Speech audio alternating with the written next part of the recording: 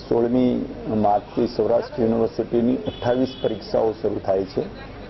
લગભગ 200 કેન્દ્રો ઉપર દરેક જિલ્લાની અંદર ઇન્ટિરિયર પાર્ટમાં પણ પરીક્ષા શરૂ થાય છે. અને પ્રિન્સિપાલની મિટિંગ 9મી માર્ચના રોજ યોજવામાં આવી હતી અને જે લોકોના સીસીટીવી એક કંટ્રોલ રૂમ સાથે લિંક નહોતા એવા લોકોને અમે તાકીદ કરી છે કે તમારો આઈપી એડ્રેસ અને પાસવર્ડ અમને આપો જેથી આપણે લાઈવ જોઈ શકીએ.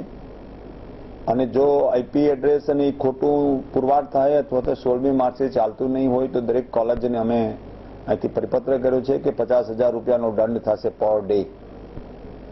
અને અમે સીસીટીવી કંટ્રોલ રૂમની અંદર જોતા હશું, એમાં પણ અમને કંઈ અજુગતું લાગશે તો એના પેપર અમે બહાર રાખશું, એના ઉપર ઇન્વેસ્ટિગેશન કરશું અને પછી જ અમને જ્યારે થાય કે આ બરોબર છે તો જ એને એ મૂળ પ્રવાહની અંદરમાં એને